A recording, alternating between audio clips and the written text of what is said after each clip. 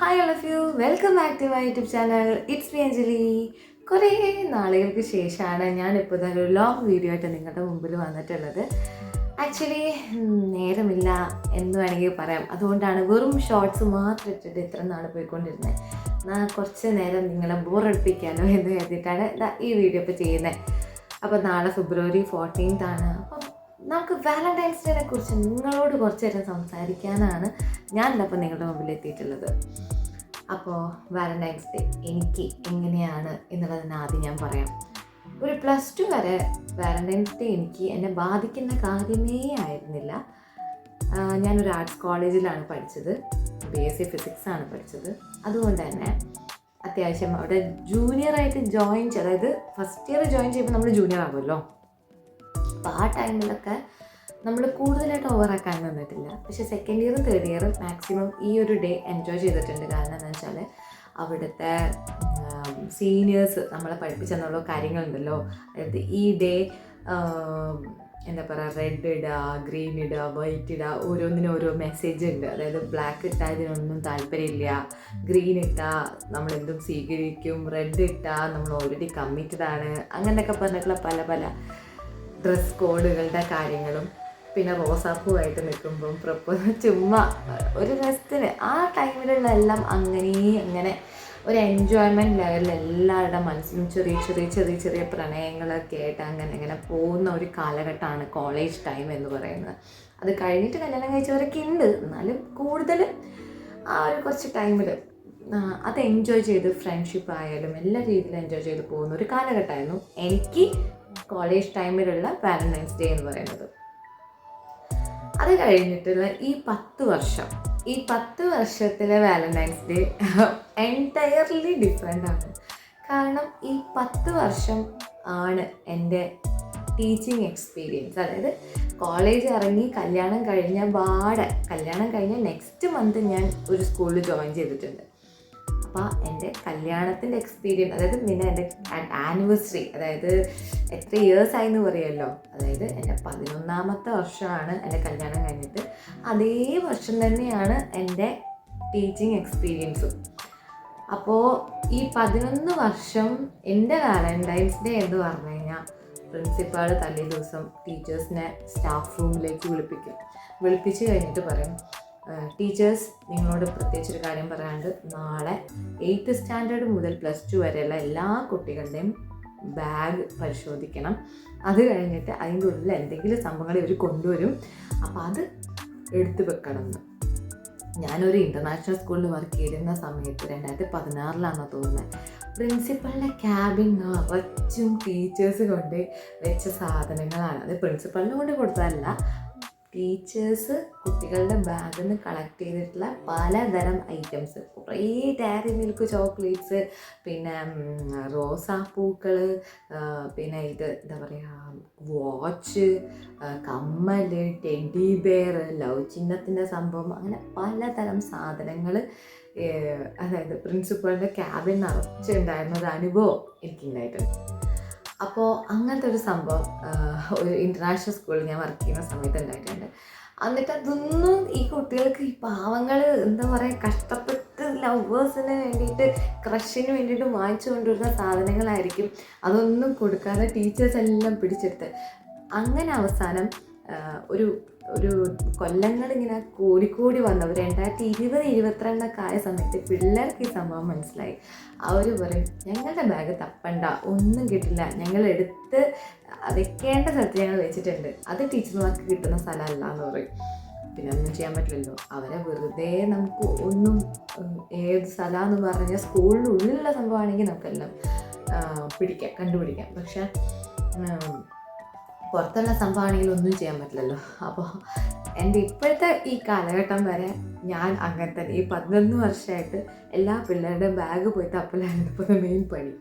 പിന്നെ ഇപ്പോൾ first standard മുതൽക്കൊണ്ട് തന്നെ ലവാണല്ലോ, ഇങ്ങനെ കാണിക്കും, എനിക്ക് അവനോട് ലവാണെന്നൊക്കെ പറഞ്ഞിട്ടുള്ള പിള്ളേരാണ്.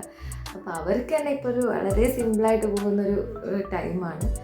അപ്പോൾ ഇതാണ് എൻ്റെ ഇപ്പോഴത്തെ ഒരു 11 വർഷമായിട്ടുള്ള എൻ്റെ വാലന്റൈൻസ് ഡേ എക്സ്പീരിയൻസ്. കുട്ടികൾ കരുതുന്നുണ്ടാവും ഈ ടീച്ചർ ഇവിടെ വന്നിരുന്നിട്ട് എന്താ ഈ പറഞ്ഞുകൊണ്ടിരിക്കണേ വാലന്റൈൻസ് ഡേ, ഞങ്ങളെ കുറേ ചീത്ത പറയും, ഇതിൽ നിന്ന് പിന്മാറാൻ പറയുന്ന ടീച്ചറാണോ ഇതിനെക്കുറിച്ച് സംസാരിക്കുന്നതെന്ന് വിചാരിക്കുന്നുണ്ടാവും. പക്ഷേ ഞാനിങ്ങനെ ഒരു ടോപ്പിക് എടുത്ത് നിങ്ങളുടെ മുമ്പിൽ ഇങ്ങനെ സംസാരിക്കാനുള്ള കാരണം എന്താണെന്ന് വെച്ചാൽ, കഴിഞ്ഞ ഒരു 2-3 ദിവസങ്ങൾക്ക് മുമ്പ് ഒരു വീഡിയോ ഭയങ്കരമായിട്ട് വൈറലായിക്കൊണ്ടിരിക്കുക അല്ലേ.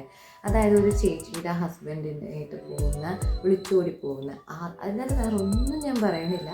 ആത്മാർത്ഥമായിട്ടുള്ള സ്നേഹം എന്നുള്ള ഒരു പരാമർശം ഇങ്ങനെ ഇടയ്ക്കിടയ്ക്ക് ആ പെൺകുട്ടി പറയുന്നത് കേട്ടു. പിന്നെ എൻ്റെ സ്വന്തം ഇഷ്ടത്തിനാണ് ഞാൻ പോകുന്നത് എന്ന് പറയുന്നതും ഒരു എന്താ പറയുക, അതും കേട്ടു. പിന്നെ പറയണു ഈ സാലറി കിട്ടാൻ വേണ്ടിയിട്ട് വെയിറ്റ് ചെയ്യുകയായിരുന്നു. അത് ചെയ്തത് വളരെ വൃത്തികെട്ടൊരു പ്രവൃത്തിയാണ്. ഓക്കെ, അത് അംഗീകരിക്കാം, വൃത്തികെട്ട പ്രവൃത്തിയാണ്. പക്ഷേ സ്വന്തം ഇഷ്ടത്തിന് ചെയ്യുന്ന ആ ഒരു ധൈര്യം, ഞാൻ എൻ്റെ പേഴ്സണൽ എക്സ്പീരിയൻസിൽ പറയുകയാണെങ്കിൽ ആ കുട്ടിയോട് എനിക്കിത് പറയണമെന്നുണ്ട്. പക്ഷേ എനിക്കറിയില്ല അത് ഏത് പെൺകുട്ടിയാണ്, എവിടെയാണ്, എന്താ മതം മാറിയെന്നൊക്കെ കേൾക്കണു. പക്ഷേ ഇതിനെക്കുറിച്ചൊന്നും ഒരു ഐഡിയ ഇല്ല. അതേപോലത്തെ ഒരുപാട് പെൺകുട്ടികളുണ്ട്, ഞാൻ സ്വന്തം ഇഷ്ടത്തിന് വേണ്ടി ഓരോന്ന് ചെയ്യുകയാണെന്ന്. എൻ്റെ പേഴ്സണൽ എക്സ്പീരിയൻസ് വെച്ചിട്ട് ഞാൻ നിങ്ങളോടൊരു കാര്യം പറയാം.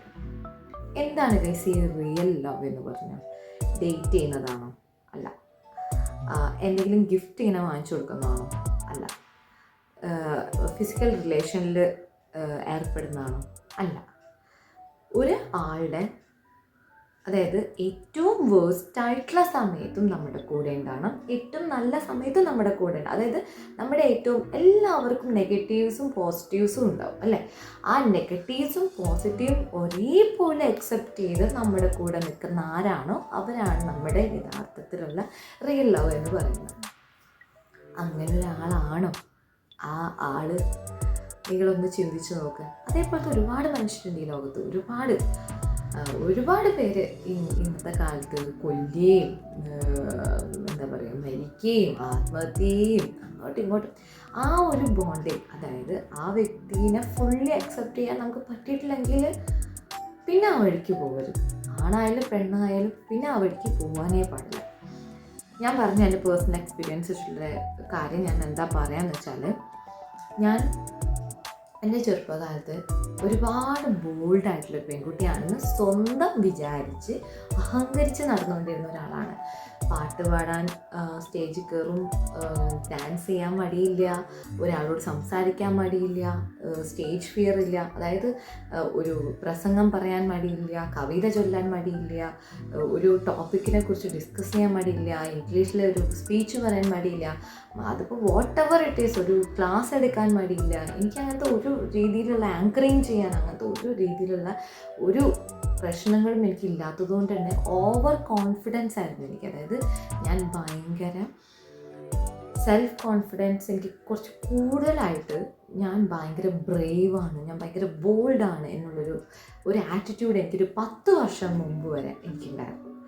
പക്ഷേ ഈ എൻ്റെ 20s, ആഫ്റ്റർ 20s ഞാൻ എൻ്റെ ഫാമിലി ലൈഫിലേക്ക് കടന്നു വന്നതിന് ശേഷം, റെസ്പോൺസിബിലിറ്റീസ് എന്നിലേക്ക് വന്നതിൻ്റെ ശേഷം, പിന്നെ എനിക്ക് ഉണ്ടാകുന്ന ഒരുപാട് എക്സ്പീരിയൻസസ്, നല്ലതും ആവട്ടെ ചീത്തതും ആവട്ടെ, അതൊക്കെ ഞാൻ ഫേസ് ചെയ്തതിൻ്റെ ശേഷം ഞാൻ മനസ്സിലാക്കിയത് ആ ബോൾഡ്നെസ് അല്ല ശരിക്കും ഒരു പെൺകുട്ടി അല്ലെങ്കിൽ ഒരു വ്യക്തി എന്ന് പറയുന്നതിന് ആ ഒരു ബ്രേവ്ന് അല്ലെങ്കിൽ ആ ഒരു ബ്രേവ് ആയിട്ടുള്ള ക്യാരക്ടർ അല്ല. ആ ഒരു ബ്രേവ് എന്ന് പറയുന്നത് നമ്മുടെ നമ്മളൊരു പാഠഭാഗം പഠിക്കുമ്പോൾ നമ്മൾ ഫസ്റ്റ് സ്റ്റാൻഡേർഡ് മുതൽക്കൊണ്ട് +2 വരെയാണല്ലോ നമ്മുടെ അക്കാഡമിക് ഇയർ എന്ന് പറയുന്നത്. ഫസ്റ്റ് സ്റ്റാൻഡേർഡിൽ നമ്മൾ പഠിക്കുന്ന ആ ഒരു മാർക്ക്, ചെറിയ നല്ല മാർക്കുകൾ കിട്ടുന്ന, അതാണ് അവിടെയുള്ള ആ ബോൾഡ്നെസ് അല്ലെങ്കിൽ ബ്രേവ് എന്ന് പറയുന്നത്. അത് കഴിഞ്ഞ് നമ്മൾ ഡിഫിക്കൾട്ടായിട്ടുള്ള സിറ്റുവേഷൻസിലൂടെ നമ്മൾ കടന്നു വരുമ്പോൾ അതേ ചെറുപ്പത്തിലുണ്ടാവുന്ന അതേ ബ്രേവും ബോൾഡ്നെസ്സും നമുക്ക് ആ അങ്ങോളം വരെ നമ്മുടെ ഉള്ളിലുണ്ടാവണം. പക്ഷെ എനിക്കതുണ്ടായിട്ടില്ല. എൻ്റെ ഓരോ വർഷങ്ങളും എൻ്റെ 31ാമത്തെ വയസ്സ് വരെയുള്ള എൻ്റെ റെസ്പോൺസിബിലിറ്റീസിലെ കാലയളവിൽ ഞാൻ മനസ്സിലാക്കിയെന്ന് വെച്ചാൽ, ഒരാൾക്ക് ബ്രേവ് ആവേണ്ടത് നേരത്തെ ഞാൻ പറഞ്ഞതുപോലെ സ്വന്തം ഇഷ്ടത്തിന് എന്തും ചെയ്യാൻ ഉള്ള ഒരു കോൺഫിഡൻസ് അല്ല, നമ്മൾ ചെയ്യുന്നതിൽ ഒരു ക്വാളിറ്റി ഉണ്ടാവണം. ഫസ്റ്റ് ഓഫ് ഓൾ നമ്മൾ ചെയ്യുന്നതിൽ ഒരു ക്വാളിറ്റി, അതായത് നമ്മൾ എന്താണ് ചെയ്യുന്നത് അതിനൊരു ക്വാളിറ്റി ഉണ്ടെന്ന് നമുക്ക് തോന്നിക്കഴിഞ്ഞാൽ ഓക്കെ, അത് അക്സെപ്റ്റഡ് ആയിരിക്കണം. വെറുതെ ഇപ്പം ആ പെൺകുട്ടിയുടെ തോന്നിയ പോലെ ചെയ്തിട്ട് മറ്റുള്ളവർ ആ കുട്ടീനെയും ആ കുട്ടീൻ്റെ പോകുന്ന ആൾക്കാരെ എതിരെ ട്രോൾ ചെയ്യുന്നു, വീഡിയോസ് എടുക്കണു, എന്തൊക്കെ തെറി പറയണു, അങ്ങനെ ഇങ്ങനെയൊക്കെ. അവിടെ ഒരു ക്വാളിറ്റി കാണില്ല. സ്വന്തം ഇഷ്ടപ്രകാരം ചെയ്യണു എന്നുള്ളത് അതിൽ ഒരു ക്വാളിറ്റി ഇല്ല. അപ്പം നമ്മൾ ചെയ്യുന്നതിൽ ഒരു ക്വാളിറ്റി വേണം. എനിക്ക് ഒരുപാട് മിസ്റ്റേക്സ് പറ്റിയിട്ടുണ്ട്. ഫസ്റ്റ് ഓഫ് ഓൾ മിസ്റ്റേക്സ് പറ്റുന്നത് അക്സെപ്റ്റ് ചെയ്യാനുള്ളൊരു മൈൻഡ് വേണം. അതുണ്ടായിട്ടുണ്ടായിരുന്നില്ല. അപ്പോൾ നമുക്ക് എന്താവും, ഭയങ്കര ഇൻഫീരിയോറിറ്റി കോംപ്ലക്സ് ഉണ്ടാവും. നമുക്ക് ഒരാളോട് സംസാരിക്കാൻ ബുദ്ധിമുട്ടുണ്ടാവും. നമ്മുടെ ഫേസ് ഒട്ടും നല്ലതായിരിക്കില്ല. നമ്മുടെ ഫേസ് എപ്പോഴും ഒരു ഗ്ലൂമി അല്ലെങ്കിൽ എന്തെങ്കിലും ഒരു പേടി, ടെൻഷൻ. അവിടെ എവിടെ ബ്രേവ് ഉള്ളത്? അവിടെ ഒന്നും ബ്രേവ് അല്ല, അവിടെ ഒന്നും ബോൾഡ്നെസ് ഇല്ല. നമ്മൾ മുമ്പ് അങ്ങനെയായിരുന്നു, അവിടെ ഇങ്ങനെയായിരുന്നു, ആങ്കർ ആയിരുന്നു, മറ്റേതായിരുന്നു എന്നും പറഞ്ഞിട്ടൊന്നും കാര്യമില്ല. നമ്മുടെ ലൈഫിൽ എക്സ്പീരിയൻസ് എന്ന് പറയുന്നത് ഭയങ്കര, നമ്മൾ പോലും പ്രതീക്ഷിക്കാത്ത പല കാര്യങ്ങളും നമ്മുടെ ലൈഫിലേക്ക് എത്തും. അപ്പോൾ ഈ വാലന്റൈൻസ് ഡേക്ക് എനിക്ക് നിങ്ങളോട് പറയാനുള്ളത് എന്താണെന്ന് വെച്ച് കഴിഞ്ഞാൽ, സ്വന്തം ഇഷ്ടത്തിന് പലതും കാട്ടിക്കൂട്ടുന്ന ഒരു കാലത്താണ് നമ്മളിപ്പോൾ ജീവിക്കുന്നത്. അപ്പോൾ പ്രത്യേകിച്ച് ഈ ടീനേജേഴ്സ്, അവർ പ്രണയിക്കുന്നതിന് തെറ്റൊന്നുമില്ല, പ്രണയം നല്ലതാണ്, തെറ്റൊന്നുമില്ല. പക്ഷേ നമുക്ക് നമ്മുടെ കാര്യങ്ങളും നമ്മുടെ ഫ്യൂച്ചറും സേഫ് ആക്കിയിട്ട്, അല്ലെങ്കിൽ നമ്മളെക്കൊണ്ട് പറ്റും. ഒരു കാര്യം പറയട്ടെ, ജസ്റ്റ് ഒരു സിമ്പിൾ ഒരു എക്സാമ്പിൾ പറയട്ടെ. അത് പറഞ്ഞപ്പോഴാണ് എനിക്ക് ഓർമ്മ വന്നത്. ഞാനൊരു സ്കൂളിൽ വർക്ക് ചെയ്യുന്ന സമയത്ത് അവിടെ 10ാം ക്ലാസ്സിൽ ഒരു പയ്യനുണ്ടായിരുന്നു. പേര് എനിക്കറിയില്ല, ഓർമ്മയില്ല. ഇപ്പം ഈ പയ്യൻ എക്സ്ട്രാ ഓർഡിനറി ഭയങ്കരമായിട്ടാണ് ഇപ്പം നന്നായിട്ട് പഠിക്കുമായിരുന്നു. ഈ പയ്യനൊരു പെൺകുട്ടീനെ ഇഷ്ടമാണ്. അപ്പോൾ ആ പെൺകുട്ടി എന്താ പറയുക, കുറച്ച് പഠിക്കാൻ പുറകോട്ടാണ്, മടിച്ചിയാണ്.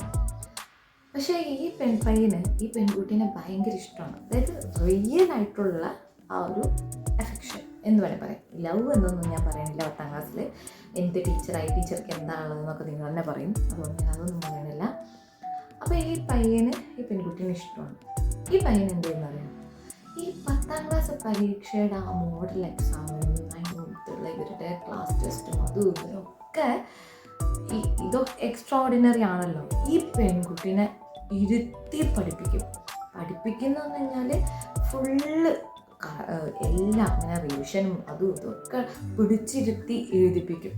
ഞങ്ങൾ ടീച്ചേഴ്സ് തന്നെ പറയും, ഓ സൂപ്പർ, ഒരു എന്ത് നല്ല സുഹൃത്താണ്. അവിടെയാണ് ഒരു റിയൽ ലവ് എന്ന് പറയുന്നത്. അപ്പം ആ പയ്യന് അതൊരു മെച്ചുവേർഡാണോ അല്ലയോ എനിക്കറിയില്ല. എന്തായാലും എനിക്ക് ആ പയ്യൻ്റെ പ്രവൃത്തി വളരെ ഇഷ്ടപ്പെട്ടു. ആ പെൺകുട്ടിക്ക് നല്ല മാർക്കുണ്ട്, ഈ പയ്യന് ഫുൾ A+ ഉണ്ട്, സ്കൂൾ ടോപ്പറുമാണ്. അപ്പോൾ ആ പെൺകുട്ടിക്ക് നല്ല മാർക്കുണ്ട്. അപ്പോൾ എന്തുകൊണ്ടാണ് ആ പയ്യൻ അങ്ങനെ ഒരു എഫേർട്ട് എടുത്ത് ആ പെൺകുട്ടിയെ എടുത്ത് പഠിപ്പിച്ചത് നമ്മൾ കാണുന്നുണ്ട്. ടീച്ചേഴ്സായിട്ട് ഞങ്ങളത് കണ്ടിട്ടുണ്ട്. അപ്പോൾ അതാണ് റിയാലിറ്റി, അതാണ് റിയൽ ലവ് എന്നൊക്കെ പറയുന്ന എനിക്ക് ഫീൽ ചെയ്യുന്നത്. മറ്റുള്ളവർക്ക് പലതും ഫീൽ ചെയ്യാം. അപ്പോൾ നമ്മൾ സ്വന്തം കാലിൽ നിൽക്കാനുള്ളൊരു ഇത് ഉണ്ടാക്കണം. അത് കഴിഞ്ഞതിന് ശേഷം നമ്മളിപ്പോൾ എന്തൊരു കാര്യം ചെയ്യണമെന്നുണ്ടെങ്കിൽ നമ്മൾ അച്ഛൻ അമ്മ അവരുടെ കാര്യം സേഫ് ആക്കണം. ബ്രദേഴ്സ് സിസ്റ്റേഴ്സിന് അവർക്കൊരു എന്ത് കാര്യം ചെയ്യണമെന്നുണ്ടെങ്കിൽ അവർക്കും ഒരു പ്രശ്നം ഇല്ലാണ്ടിരിക്കണം. എല്ലാം തന്നെ ഒരു ക്വാളിറ്റി കണ്ടാൽ പ്രണയിക്കുന്നതിന് തെറ്റൊന്നുമില്ല. അതിനും ഒരു ടൈം പീരിയഡ്, മെച്യൂർഡ് ലെവലാവുന്ന ഒരു ടൈമിൽ തോന്നുന്ന വികാരത്തിന് മാത്രം ഇമ്പോർട്ടൻസ് കൊടുക്കുക. അല്ലാതെ വരുന്ന ഈ എന്താ പറയുക, ഫ്ലേർട്ട് ചെയ്യാനുള്ളൊരു മെൻറ്റാലിറ്റി, അല്ലെങ്കിൽ ചില കാര്യങ്ങൾ പരീക്ഷിച്ച് നോക്കാനുള്ള മെൻറ്റാലിറ്റി, അതെങ്ങനെയായിരിക്കും എന്നുള്ളൊരു ചിന്ത, അത് എക്സ്പീരിയൻസ് ചെയ്യാനുള്ള ഈ ടൈമിൽ അതൊക്കെ ഉണ്ടാവും. പക്ഷെ ഒക്കെ വെറുതെ കുറച്ച് കഴിഞ്ഞ് കഴിഞ്ഞാൽ റിഗ്രറ്റ് ചെയ്യും നിങ്ങൾ തന്നെ. അപ്പോൾ എല്ലാവർക്കും once again happy Valentine's Day. എല്ലാവർക്കും നല്ലൊരു ദിവസം ആശംസിക്കുന്നു. This is for today. Have a nice day. Thank you. Bye.